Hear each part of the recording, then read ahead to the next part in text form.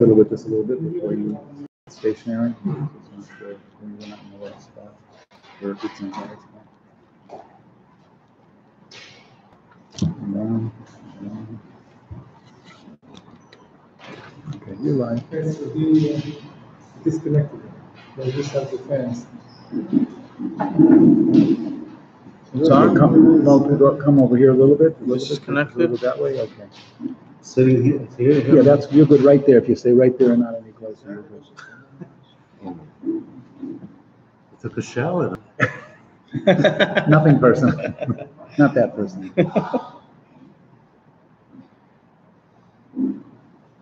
Okay, you're live.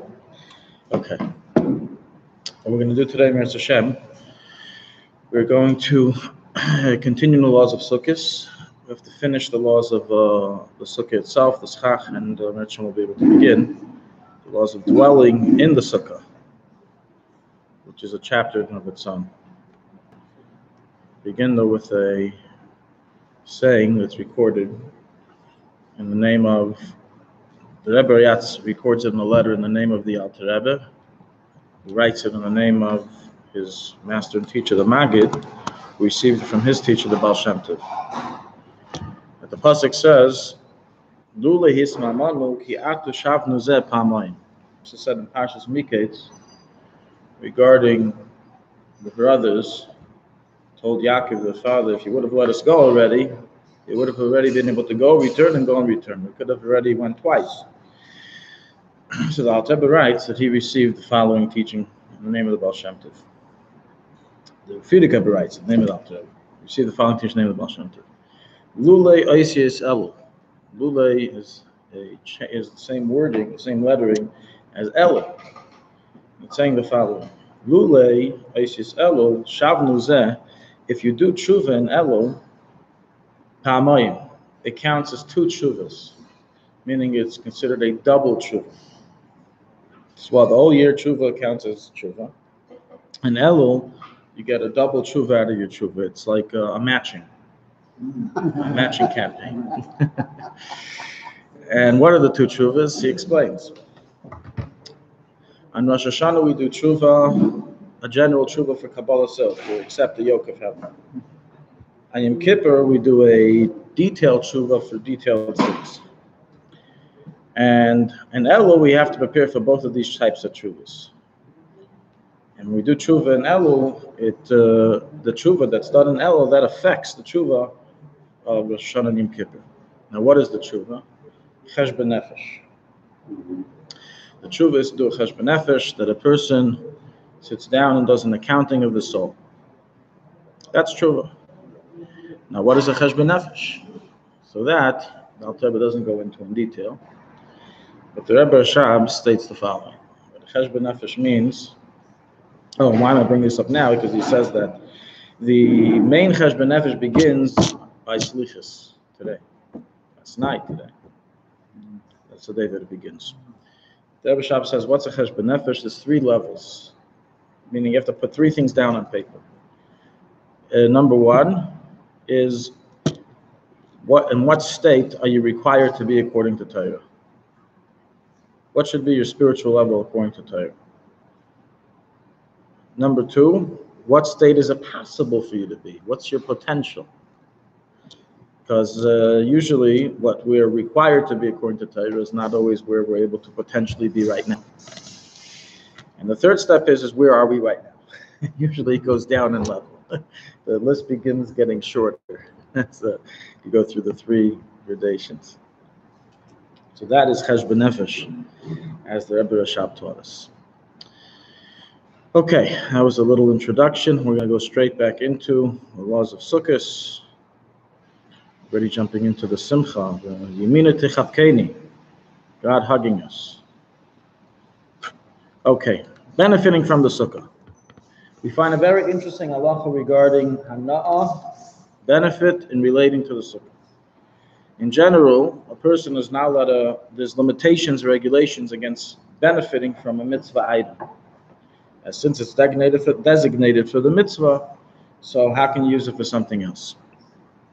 For example, tefillin is considered a davar shebekdusha, and is prohibited from being used for any other purpose. So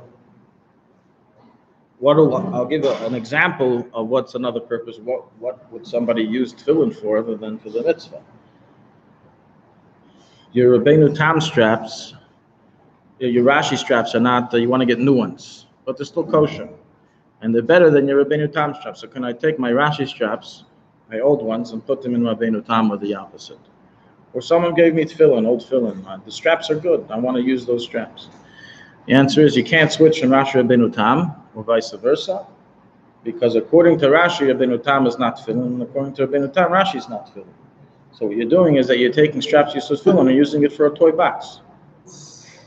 That's not halacha. You cannot switch it around because of that reason. But that's because you cannot benefit, you cannot make use of a kedusha item. Nonetheless, this is regarding only certain items have this level of severity, like mezuzah, tefillin, stam. But tzitzis, for example, is not considered a davar shebekdusha. It's rather considered a chayfetz shel mitzvah. And the general rule is that by chayfetz shel mitzvah, when the mitzvah is not active, you're allowed to get benefit from it. So, for example, a person is allowed to go to sleep with a talus gadol if he's cold. He can use it as a blanket. It's permitted. And so on and so forth of cases of the like. When a person is, when it's not active in its mitzvah, it's permitted to use it for a non-belittling purpose. Now, what's the deal with the schach? Can you get benefit from the schach, from the walls? If you decide to in the middle of Succos that you want to take a piece off from the wall, use it for something else, I don't know. Or you want to take off one of the boards and use one of the boards for something else. The answer is the following. The Alter Rebbe writes that the schach becomes biblical hektish. It's considered a biblical form of holiness, hektish, just like when you would, in times of the temple, designate and consecrate something for the temple that would be prohibited from being used for any other purpose. So too, he writes very interestingly that the schach becomes biblically considered hektish, meaning it has such high level of kedusha. It's probably the highest level of kedusha we have of any item in Judaism today. Actual hektish, like in the times of the mikdash. The walls, however, are a lower level, and they only receive rabbinical consecrations, consecrated state. So they're considered like rabbinical hektish. But nonetheless, the common denominator is it's forbidden to use them the entire Succos. So long as they are within their mitzvah during Succos, they have a kedusha state, and it's forbidden to use them for any other purpose. So can you lean on a wall of your sukkah? Or as another person once asked me, he put a fridge in the sukkah and was using it as one of his walls. Can he open the fridge and put food inside?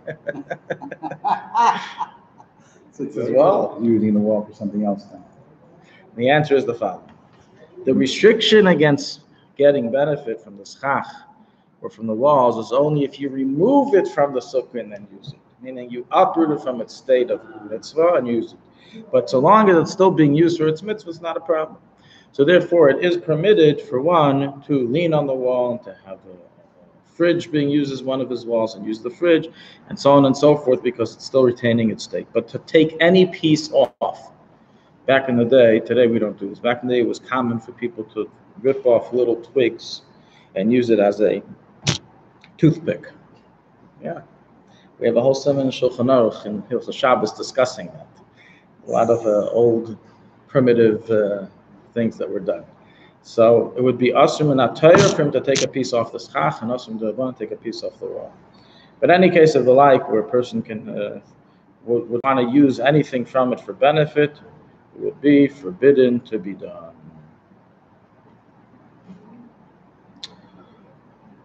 Now, what about the decorations? So let's talk a little bit about decorations. It is a widespread old age Jewish custom to decorate the sukkah. There's a whole siman in Shulchan Aruch 638 discussing the laws of the decorations. So even though it doesn't say that there's an obligation to decorate, but the fact that you have a whole chapter dedicated to the decorations of a sukkah, you understand that that's what was done. That's what people did. And we know in Chabad the custom is that we aren't particular to decorate the sukkah, or maybe we're particular not to decorate the sukkah. And there was an individual that once wrote a letter to the Rebbe asking him, why is this the Chabad custom? Why do we do so? And the Rebbe's answer was the following: that a person could look at decorations in two different ways. One way of looking at it is that you want to decorate your home. So just like you want to have a beautiful home in your actual house during the year, so too the sukkah yadel, you want it to be beautiful. However, that's only a person who doesn't see through the external architecture of the sukkah. He sees the sukkah as a building, a roof, some walls, it's bare, it's ugly, you have to decorate it. However, someone, as Chassidus Chabad demands of the followers, to contemplate the inner meaning behind the sukkah and the likus, the godliness that's portrayed, and the makifim, the makifim, divine light that's revealed during the sukkah. So to need to decorate it is almost like an affront to that revelation. The revelation is not good enough. That's not good. That's not nice enough. You need to have now external decorations. So that's the reason why that by Chabad Chassidim we do not decorate the sukkahs. We don't want to take away from its main aspect. All in all, those who do decorate, and even amongst Chabad Chassidim, some people put up a picture, they put up this, they put up that, people put up different things. Somehow I've noticed that everyone somehow gets away with an excuse of why they have something in their sukkah. I once walked to an elder mashpia sukkah, and he had decorative sheets all over the sukkah. I said, "But we don't decorate the sukkah." He said, "It's not decoration; it's just sheets to make the walls look nice." So another place puts up the pictures, another place the kids make stuff, they put them up. So everyone. In the end of the day, I think everyone decorates the sukkah in some manner. The bottom line is the following. It doesn't matter, you want to call it a decoration, you don't want to call it a decoration, let's not get into the politics. Let's talk about the halachas of something that's put in your sukkah. It doesn't matter what it's put for. You put it in your sukkah as part of the wall or as part of the roof, whatever you want to call it. The halacha is that all decorations and matters of the like are asur in benefit throughout the entire sukkahs. Back in the day, I haven't seen this done. Yes, it's forbidden to benefit from it, which would mean if a picture fell off your sukkah wall, it's muktzah. On Shabbos. In general, a picture isn't muktzah. The picture, Not on Chalamoid. even chalamayid. No, chalamayid, it's not muktzah chalamayid, but you cannot make other use of it. You can't take it and put it back, in your house for decoration. Can you just put it in a shed somewhere till after Succos or something? If you don't use it, if you don't make any use of it, then it's mutter. As long as you don't have any other benefit from it, yes, it's mutter. But during Shabbos and Yontiv, even though in general Shabbos and Yontiv pictures are not muktzah, in this case, it is muktzah. And so back in the day, it was very common to actually put up fruits. They would put up, apples. They would put up, whatever, grapes. Put up different edible fruits, real fruits. I like to sell in, for sukkah decorations of fake stuff, real fruits. And it was a big chashash. A kid's gonna just pluck a grape off of the schach and eat. So it's brought down that it's asur hana for the entire sukkahs. It's forbidden to be used. But if it didn't get plucked off and you could just bite it while it's holy, that's no problem. It's like the refrigerator. And then it's like the refrigerator. Huh? Yeah, but that's like taking apart the refrigerator and then using it for something. So the decorations, mamish, all become like the walls. That's why it's brought. Yes, so correct. It receives the same din as the walls, and therefore.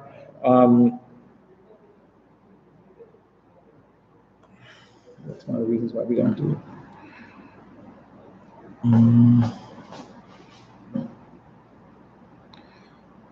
Bottom line is like this.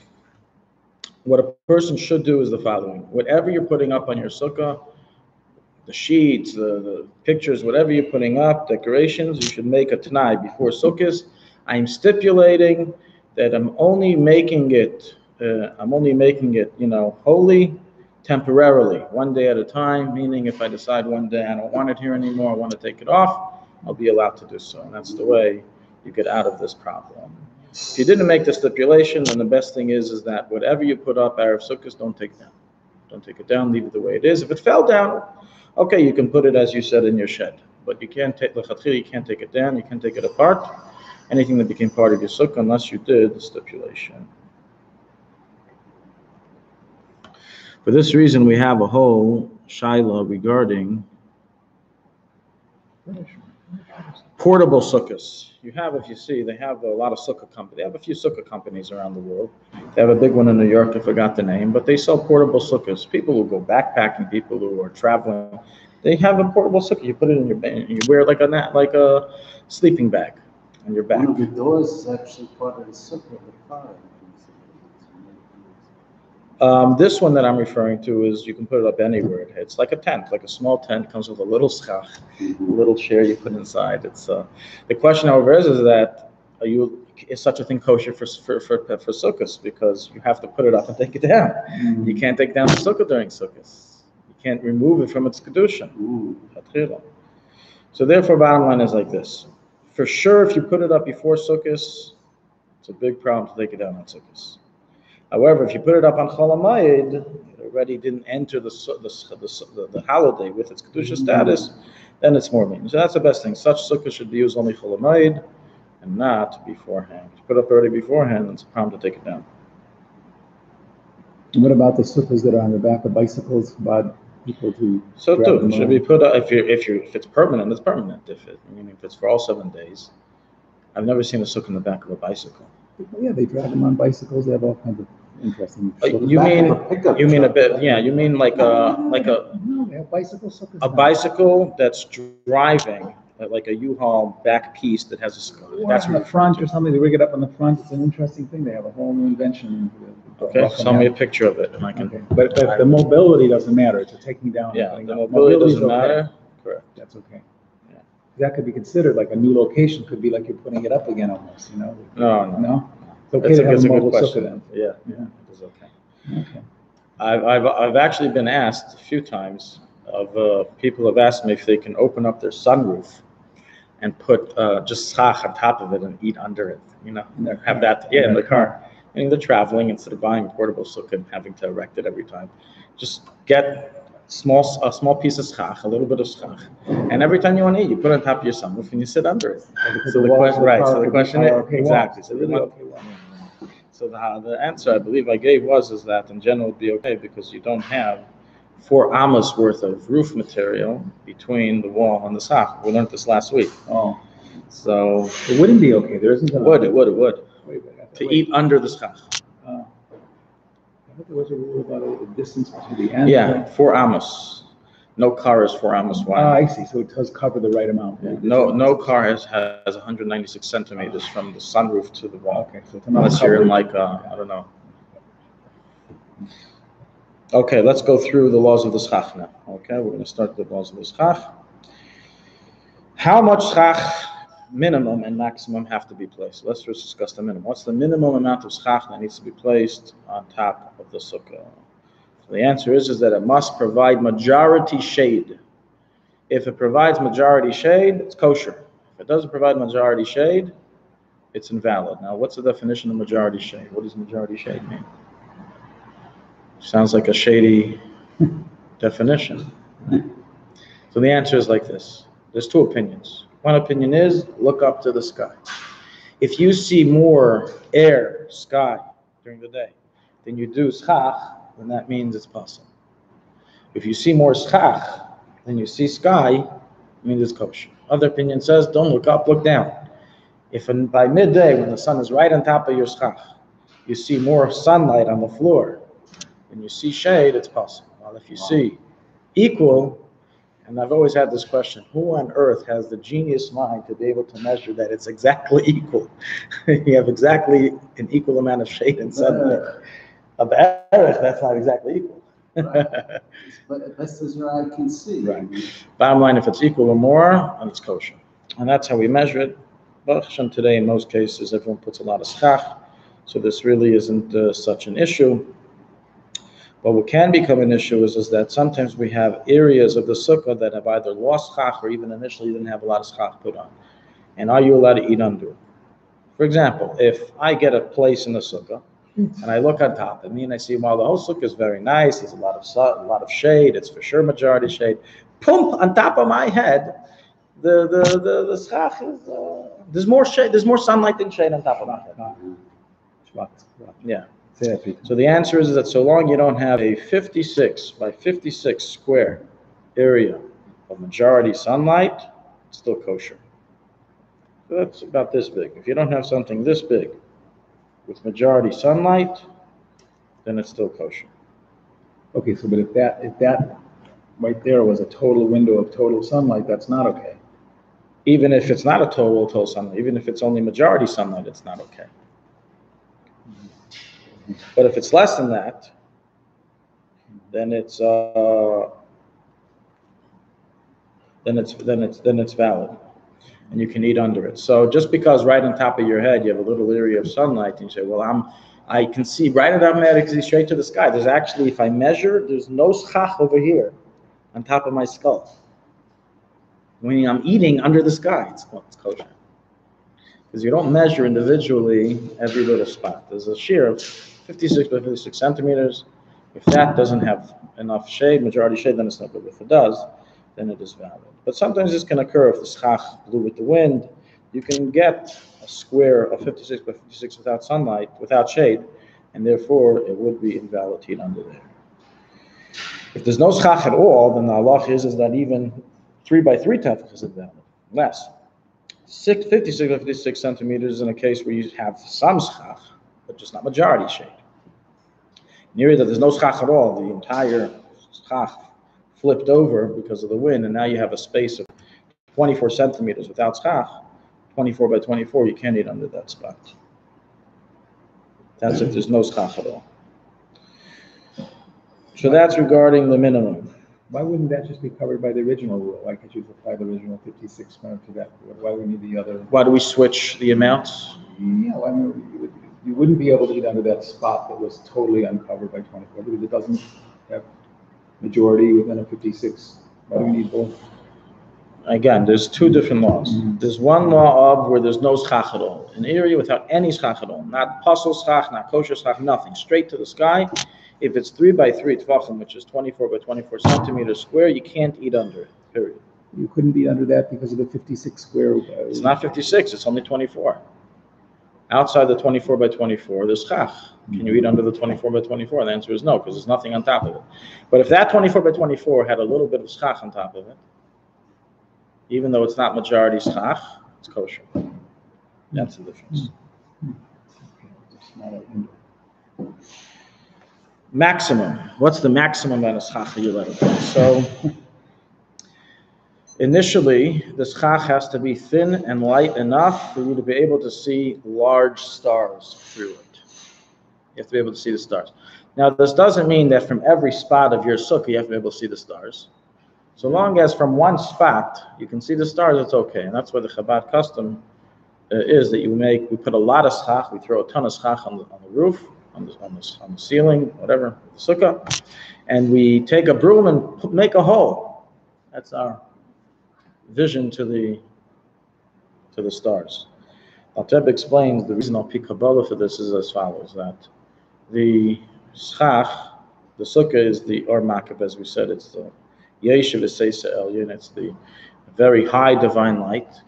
And the purpose of it is for not to remain external and encompassing, but to be internalized.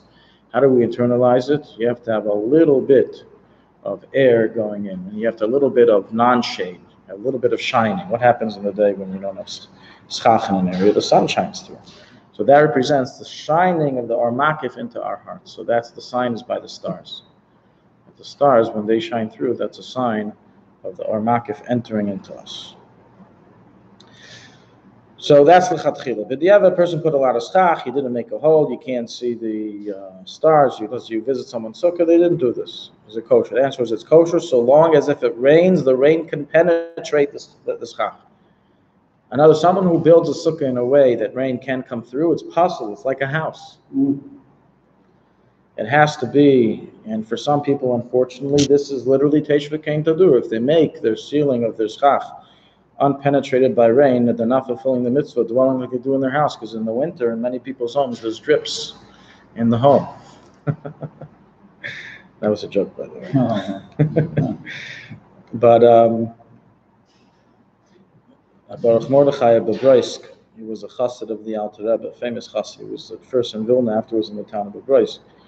He was a very poor rabbi, very wealthy in knowledge, but very poor in money. And he was very behind in rent for his home already for a number of months. And when it came time for Succos, he had to get permission from his landlord to, in essence, rent new space in the courtyard and to, take on credit the wood and everything else for the sukkah. So his landlord told him, but this time you really have to pay on time. I haven't been paying for your home, but the sukkah you have to pay. And he said he would. He really planned on it. People's pledges didn't come through. The community salary didn't go through. Tough times for the rabbis back then. So he's sitting in a sukkah, making a Succos base of Shueva, and in comes the landowner. He was a member of the town. He comes to the sukkah, and he's sitting there for begging, and he says, Rabbi, I have a shaila. He says in front of everybody. Is a stolen sukkah kosher? He says, well, it depends. He said, listen, then I don't know if we're allowed to eat in the sukkah because, you owe me the rent money. You still haven't paid me. So the Mordechai said the following, that on the contrary, if I would have paid you on time, it would be a shine, because it says Teshuvah came to do. You have to dwell in your sukkah like you do in your home. Just like I'm behind in rent in the home, I have to be behind in rent in the sukkah. So he was Michael. Okay, so again, it has to be penetrated by rain, and this created a question regarding in Europe they built a type of schach. It could be they sell it here as well, I have no idea, but there is a type of schach that's been around for already. Okay. He's doing something that's going to be making a lot of noise. With exactly a minute. Oh, is that what he said? He wasn't lying. He's 20 this hour.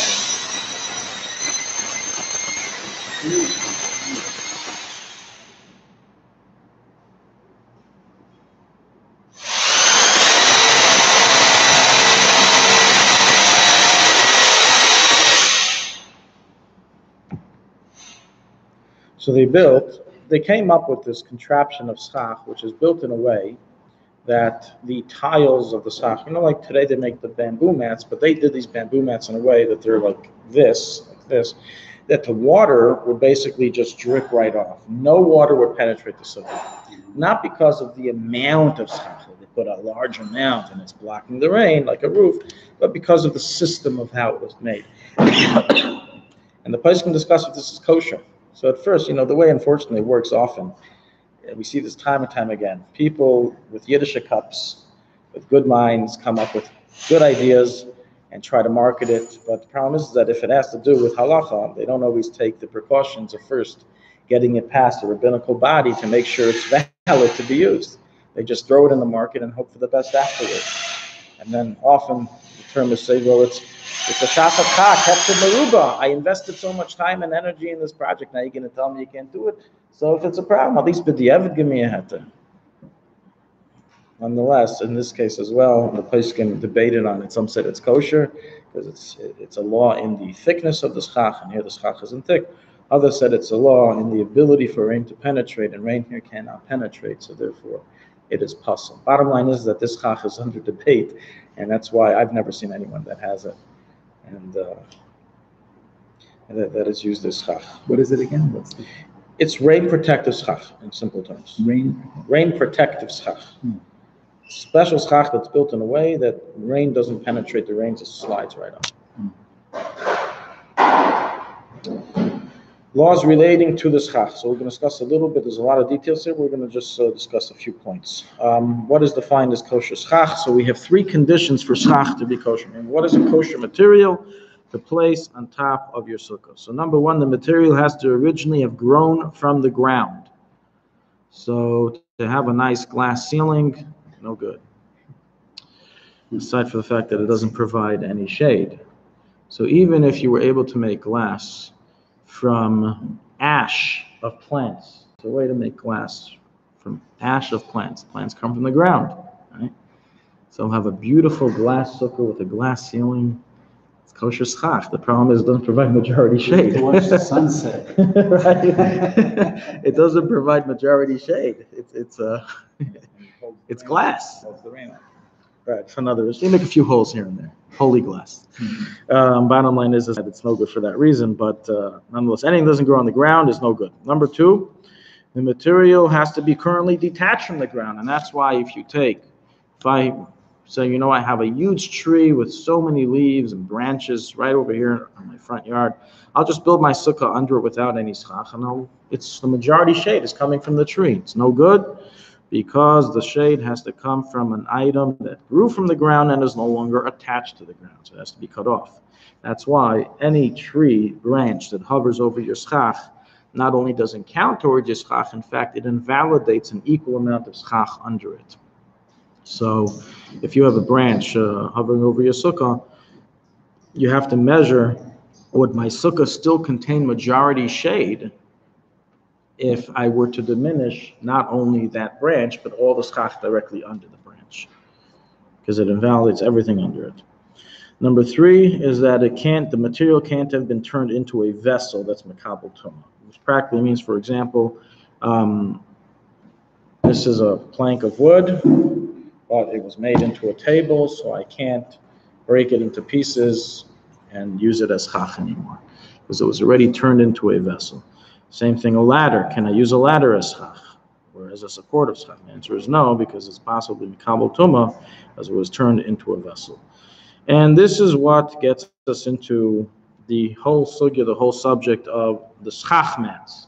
Many people today, they use the bamboo or the schach mats that, forgot the different names that they call it, but Schach netzach?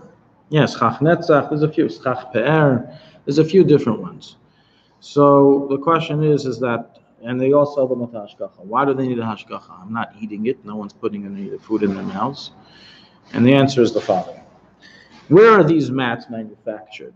Who on earth manufactures these type of bamboo mats today? Who uses them?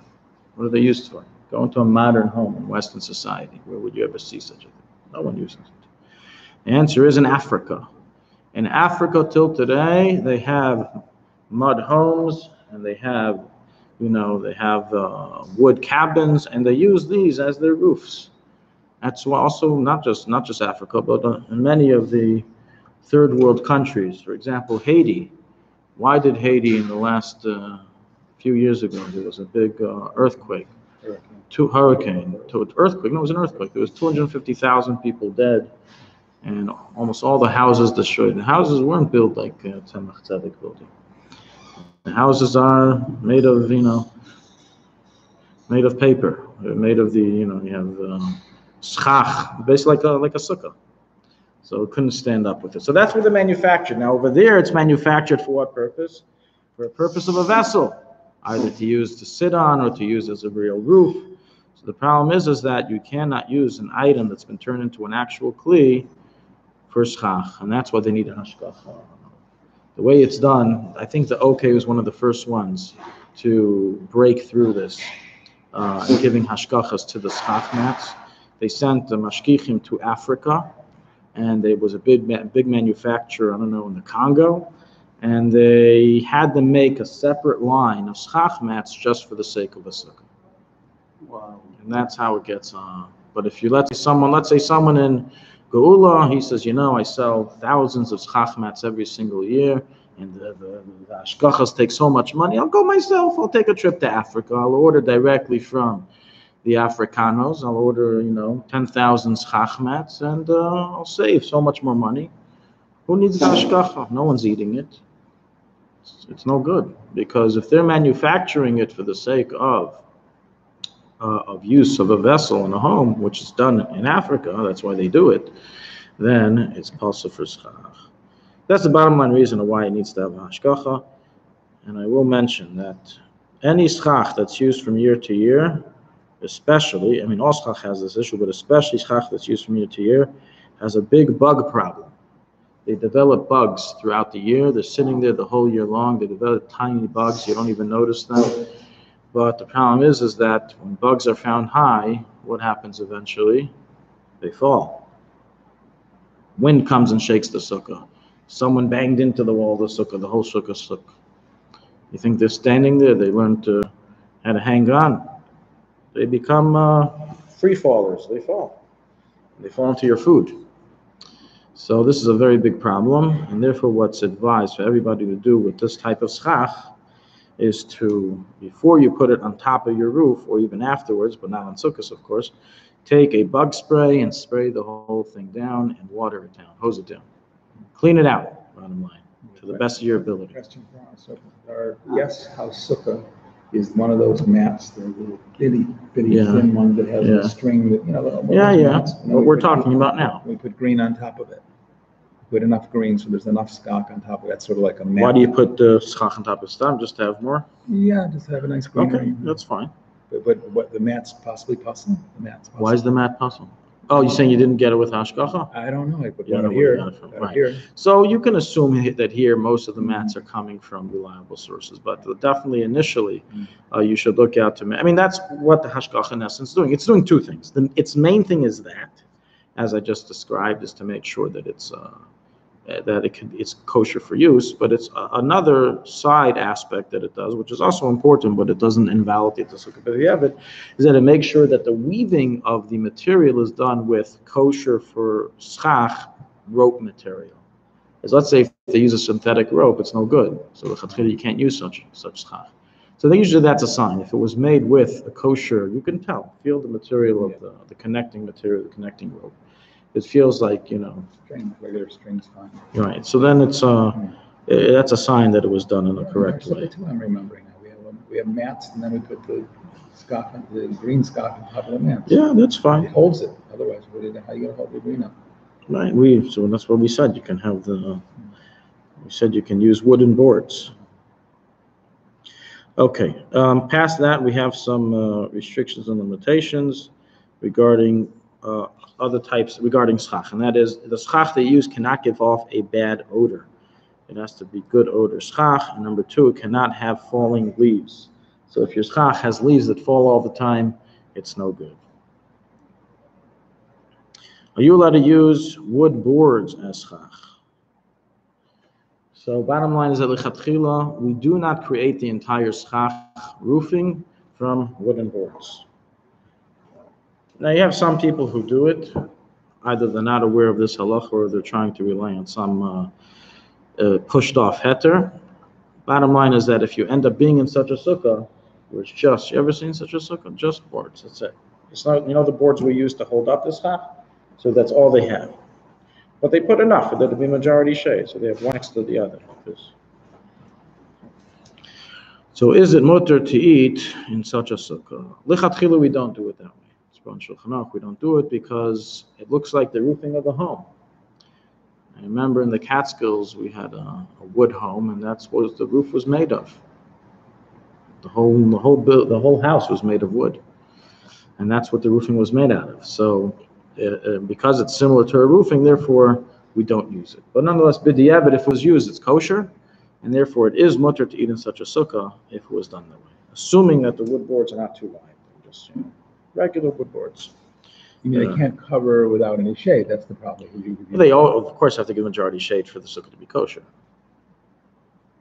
Majority, but not fully. It can't be like totally covered like this table, like you say. You got to have some rain. Correct. Yeah, no, but they usually, even if there's always cracks between them, the rain will definitely penetrate. That's not an issue. Most people have those. But what we can use it for is that we can use it for support, which brings us to our next subject, is the din of a maimin. A maimin means the support of the sukkah. The same way it's forbidden to use pasal schach as schach, so I can't have a tree hovering over my roofing of the sukkah to be used as schach.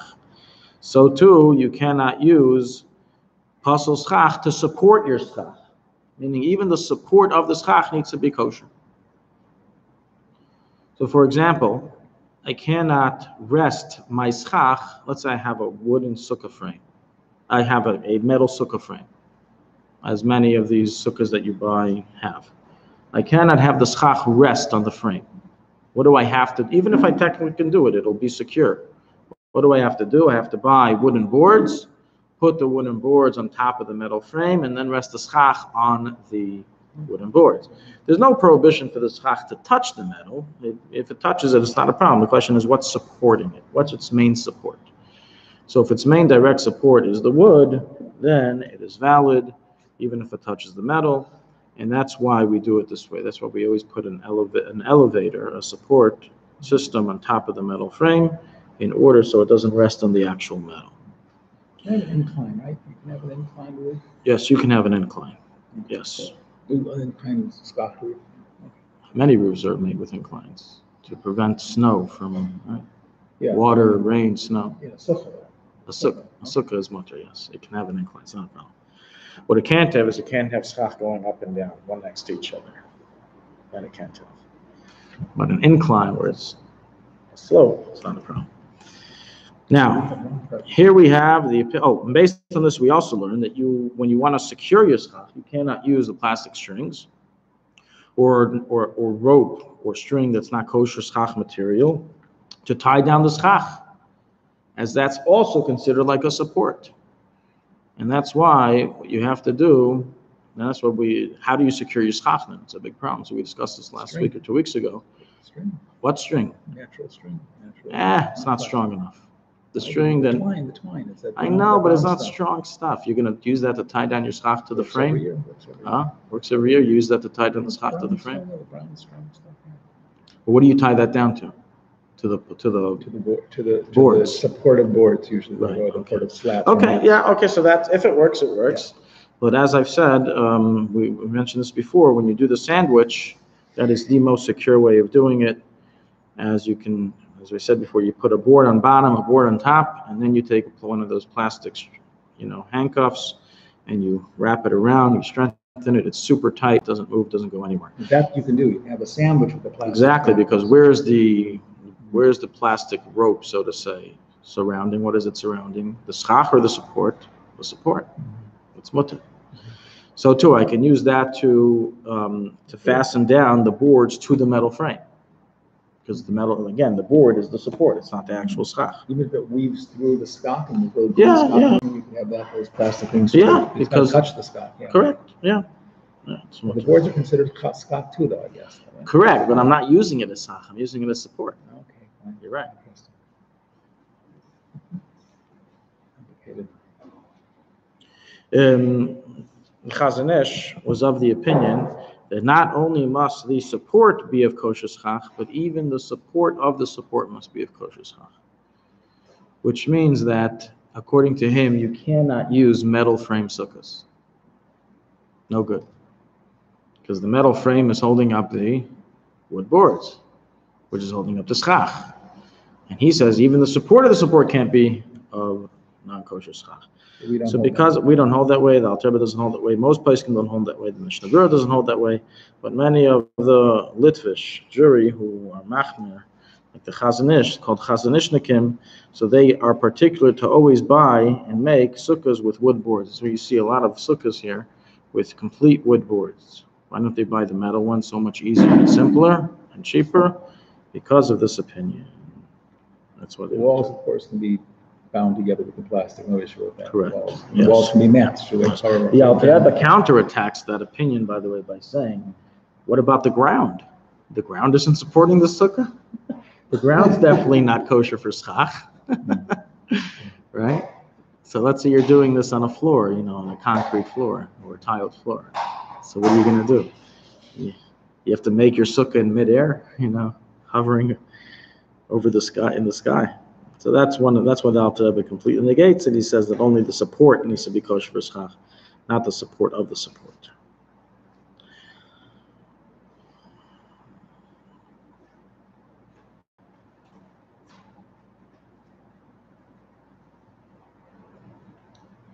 Okay, we're going to talk a little bit about pergolas and retractable roofs, and that is as follows. Many people have pergolas which they use to build their sukkah on sukkahs. There's no problem in doing so. The pergola itself, the frame of the pergola, if it's made of wood, is material kosher for schach. Even if it's bound together using nails, it's not a problem. It's the support of the schach, and we already said the support of the support can be of non-kosher schach materials. So we don't care what material fastens the pergola wooden frame together. You put your schach on top of the frame, and everything is kosher. And even the wood of the pergola itself counts towards the schach. So let's say I'm sitting in between an area where there's a thick amount of pergola frame. I don't have to worry about it because that's itself kosher for schach as well. Pergola is that lattice work kind of thing, the lattice with Wooden, pergola. vertical, horizontal wooden frames. I think it's schach on top of it. Now, what if I built this in order to have a shady area throughout the whole year? And throughout the whole year, I have puzzle schach on top of it. I have tiles on top of it, or whatever it is. And on Succos, I want to put in schach. Does it count? Will the frame count on Succos towards the shade of the sukkah, or is it considered puzzle? And the answer is that when you remove the puzzle schach and put kosher schach on top, that brings it into a kosher state. So even though at the time that it has the puzzle schach, the whole thing is puzzle, when you remove the puzzle schach and then put the kosher schach on top, it reverts it back to being kosher for you. So bottom line is that, in general, the way these pergola sukkahs are made, they're not a problem, and even the wood itself joins towards the schach. But what if you have a permanent framework, a loop framework that's definitely more sunlight, big huge area, but that you have a framework that's year round on your porch? We have this. No, that's what a pergola is. It is a permanent. But we don't remove it though. It's permanent. How do you move it? What? How do you move it? We don't move it. The stock, our mat goes down on that, and then our green goes on the mat. So what's the problem? That's not a problem. No, that's what we said before, that the wood itself, the frame itself counts towards the schach. It's kosher for schach material, right? It's wood. Yeah. Okay. What did you say about removing it though? I said in a case where, let's say the whole year I put on top of it tiles. It's like in Florida we would call it a Florida room. I don't know if they call it somewhere else. It's like it's a pergola which has a ceiling on top. Okay, it's like a tile ceiling on top, and you can remove the ceiling tiles and put schach instead inside of them. You have some that are made with little squares of schach. Others, you just like you said, you put an entire mat on top. But others literally have a place where you put squares of schach to sit inside of them. The answer is that in both of the scenarios, whether you had puzzle schach in it the whole year or you didn't, when you remove the schach from it, the puzzle schach from it, it makes the frame itself become kosher for use for Pesach, for Succos. So therefore, bottom line is that the pergolas, the way they're done today, are good. They can be used, and that brings us to retractable roofs. There are a number of cities in which it's common. I understood from people in London that this is very common in London, that the sukkah is made inside the house under a retractable roof.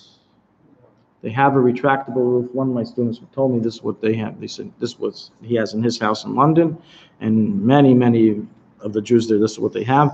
The ceiling of the kitchen is able to be removed, and you can put schach on top of that, so you eat in your kitchen.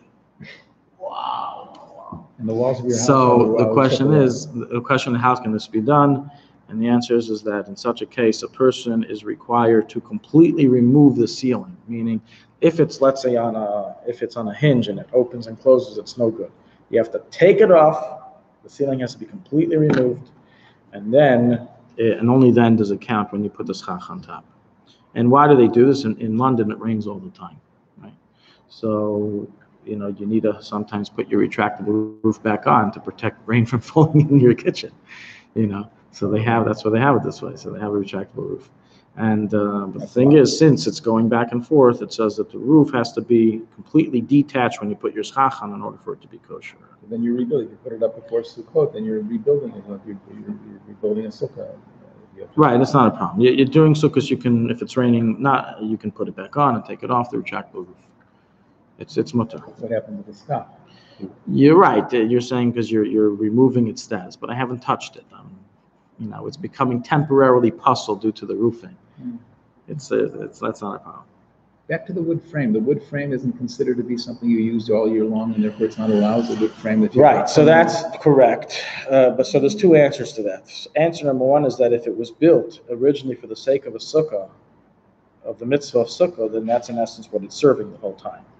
I mean, what is the pergola going to serve you if there's no schach on top of it during the whole year, and only sukkahs you put schach on top of it? What is it serving you? I don't know, my wife had some come on, I have to ask her. I think she made a frame for like an awning that we put like a tarp that goes over it. Do you put it over? Do you use it? During the year, we do. Oh, so you do use it. Okay, but that's what I'm saying. So you're in the case I said earlier of where there's pasul schach on top of the frame. When you remove that pasul schach, not the kosher schach, it returns the frame to becoming kosher for sukkahs. Okay. So you get That makes it be considered that it's as if it was placed anew for the sake of the sukkah. Okay, we're going to begin the laws of dwelling in a sukkah, the mitzvah of yeshiva b'sukkah, yeshiv b'sukkah. Now that we've finished building our kosher sukkah after all of those arduous details. So the Torah commands us to dwell in a sukkah for 7 days, from the 15th to the 21st. This mitzvah is a mitzvah d'oraisa throughout all 7 days. Unlike Lulav and Esrog, that's a mitzvah d'oraisa only on the first day of Sukkot, right? It's only biblical the first day of Sukkot. Dwelling in the sukkah is a biblical command the entire Sukkot. It's very unique because we don't have any other holiday where the mitzvah extends to the entire period. Pesach, it's a mitzvah d'oraisa to eat matzah when? Only the first day. First night, that's it. Starting Chatzai Shalis HaShachar, the mitzvah is over. By Sukkah, however, the mitzvah d'oraisa is throughout the entire 7-day period. Think of it as a 7-day bear hug. That's what God has given us. It's a biblical bear hug for 7 straight days. 7 days of love shown from God to the Jewish people. And however, there's a difference between the first day or the first night and the rest of the time. On the first night, there's an obligation to eat a meal in the sukkah.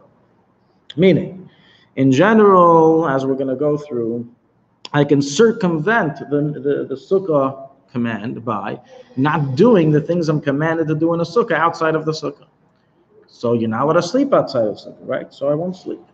You're not allowed to eat bread outside of a sukkah, so I won't eat bread. I'll eat other things. There's a way you can circumvent. So, for example, a person decides, I don't eat bread. I'm on the what do they call it? The K diet.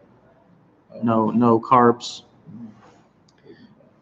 I forgot the name. Caveman diet? Caveman. No, that's with the C. Paleo. Paleo, yeah. Paleo. Paleo knows. Okay. Anyways. Ketonic. I mean, whatever. Okay. No carb diet. So Yeah, I'm not having, I'm only eating fruits and vegetables and a little bit of meat and cheese and fish. That's it. So technically, such a person does not have to eat in the sukkah. He can get out of being in the sukkah the entire 7 days. Nonetheless, on the first night, he must eat a meal of bread in the sukkah. First night. Obligation. First night only, not the first day, not the next. Correct. Day. First night. Wow. And that's why the first night, we'll discuss, everything we'll discuss. That's why it's on the first night, even if it's raining, you have to eat in your sukkah. Men. Correct, men, always with men. Women are exempt, yes. Not the first night. That's the chiddush. It's not the first night? Not on the first night. The first night, even if it rains, you have to eat a kazayis in the sukkah. Okay. Also to sleep. I know it's not brought down regarding sleeping. You're not going to manage to sleep if it's raining. So, okay. It's brought down that one who is careful in the mitzvah of sukkah and fulfills it properly is guaranteed not to suffer from quarrels and fights amongst his household. So the sukkah is a segula for shalom bayis. First of all, it's tremendous shalom bayis, and the husband's in the sukkah, the wife's at home. That's the first shalom bayis, and that creates shalom bayis for the whole year.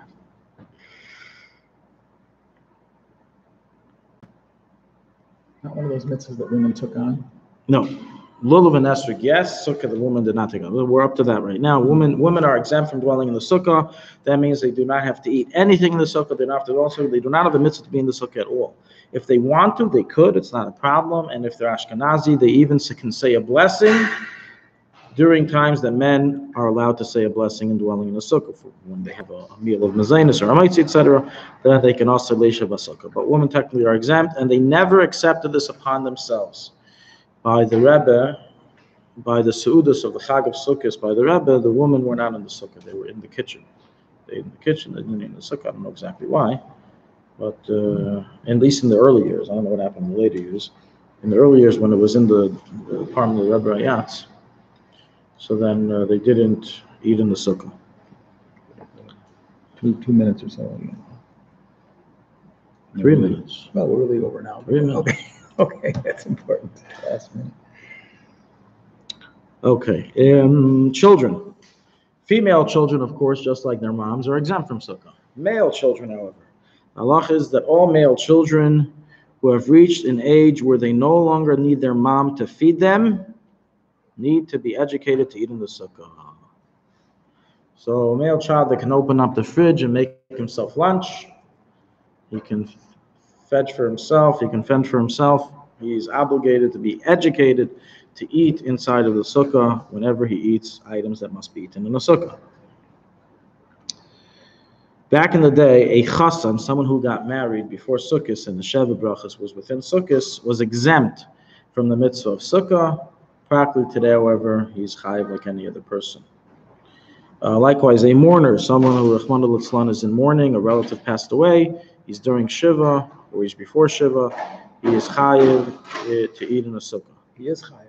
An avos chayiv in a sukkah, or an einin is a person whose relative passed away but was not yet buried. An einin is someone whose relative was not yet buried. It's a dispute if he's obligated in the mitzvah of sukkah, and so therefore he has to eat in it. He eats him without a blessing. This occurred to me 3 years ago. My father passed away Erev Succos. He passed away on Shabbos, which was Erev Succos.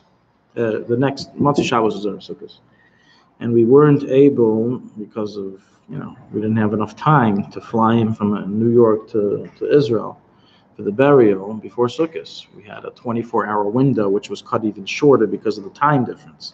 So we basically had like an 18-hour window from the second Shabbos was over in New York to make it happen, and it just wasn't possible. We weren't able to do it. So it ended up that all of his children, myself included, were in a state of aninus until the burial, which was during Chol Hamoed. So that means until after the burial, I didn't say a bracha of leishiv sukkah in the sukkah. I ate in the sukkah, but I couldn't say a bracha. You had the choice to eat in the sukkah. Do you have to eat in the sukkah? It's a machlekes. Some say you do, some say you don't. No. Where is it there? In Beit Shemesh. Mitzvah next week. No, we don't have a class next week. Next week is Erev Rosh Hashanah. So we're going to have one more class on finishing quick reminders and checklists of sukkah laws. So I guess we'll let everybody know when we're going to schedule that. That's after Yom Kippur. After Hashanah, of course. Yeah, we'll have to. Did you speak about the bottom? Right. So that's what I'm saying. In this next class, we're going to go through all the reminders. This Tuesday night, we're going to have a class of Rosh Hashanah. And I'm saying for next week after Rosh Hashanah, we'll see what we're going to do. So Rosh Hashanah, this Tuesday night will be focused on Rosh Hashanah still? Yeah. But not Yom Kippur. Yom Kippur we'll do after Yom Rosh Kippur Hashanah. we'll do next week, and we'll have to fit in a class for the rest of Sukkos laws. Somewhere in that pocket. I'm having trouble turning this on. Gosh. Here we go. No.